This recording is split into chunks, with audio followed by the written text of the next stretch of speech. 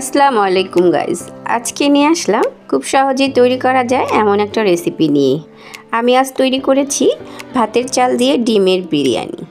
আপনারা বাসায় পোলার চাল দিয়ে করতে পারবেন।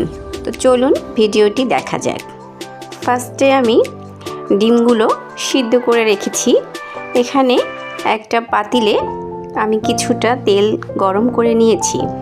এর মধ্যে দিয়ে দিব আলু, ডিম। এখানে দিয়েছি হলুদ, লবণ। এগুলো আমি ভেজে নিব। আমার ভাজা হয়ে গেছে ডিমগুলো উঠিয়ে নিব। আমার আলুগুলো ভাজা হয়ে গেছে, আলুগুলো উঠিয়ে নিব। এদিকে আমি কিছু মশলা দিয়ে দিব। এখানে মশলার মধ্যে রয়েছে দারচিনি, ছোটো এলাচ, বড় এলাচ, লং, গোলমরিচ, তেজপাতা। আমি পেঁয়াজ দিয়ে দিব।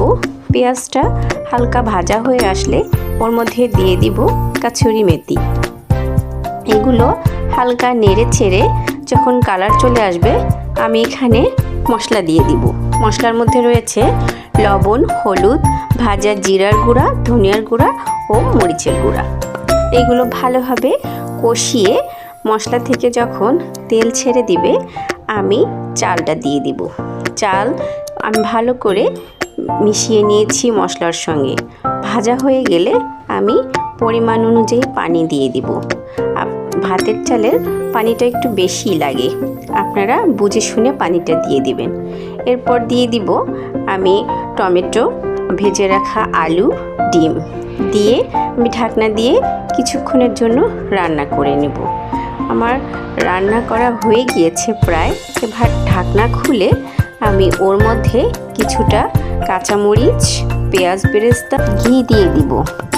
তারপর কিছুক্ষণের জন্য দমে রেখে দিব। তারপর হয়ে গেল আমার ঝটপট এই ডিমের বিরিয়ানিটি। আপনারা বাসায় অবশ্যই ট্রাই করবেন।